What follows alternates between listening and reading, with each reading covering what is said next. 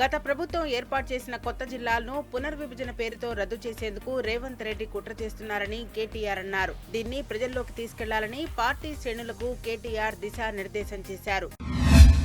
పాలమూరు ప్రాజెక్టులపై సీఎం రేవంత్ రెడ్డి మరోసారి అబద్దాలు వల్లెవేశారు. బీఆర్ఎస్ పాలనపై ఆరోపణలు గుప్పించారు. అసలు పాలమూరు జిల్లాకు తమ ప్రభుత్వం ఏం చేస్తుందో చెప్పకుండా దాటవేత ధోరణిని ప్రదర్శించాడు.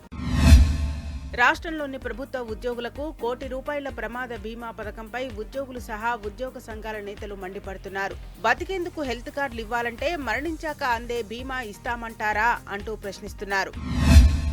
బడాయి కోసం భారీగా ఖర్చు చేస్తున్న పాలకులు అన్నదాతకు చేయాల్సిన చెల్లింపుల్లో మాత్రం మొండి చేయి చూపిస్తున్నారు. గత యాసంగి సన్నాలకు ఇవ్వాల్సిన బోనస్ పైసలను ఇప్పటిదాకా రైతులకు చెల్లించలేదు. నిధులు లేవంటూ ఆర్థిక శాఖ బకాయిల ఫైల్ను పక్కన పెట్టడంపై విమర్శలు వ్యక్తమవుతున్నాయి.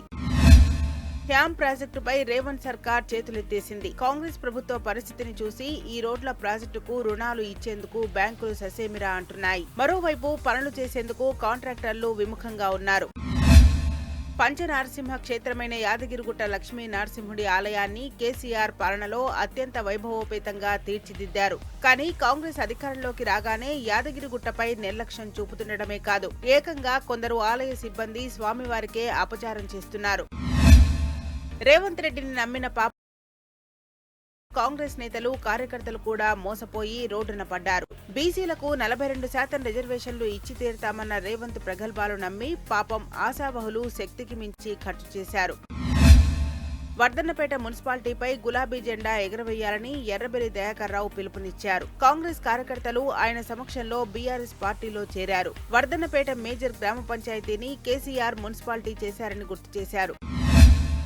వేములవాడ రాజన్న ఆలయంలో భక్తుల కోలాహలం నెలకొంది. రాజన్నను దర్శించుకునేందుకు భక్తులు భారీగా బారులు తీరారు. సమ్మక్క సారక్క జాతరకు వెళ్లే ముందు రాజన్నను దర్శించుకోవడం ఆనవాయితీ. దేశంలోని వివిధ ప్రాంతాల భక్తులు వేములవాడకు తరలివస్తున్నారు.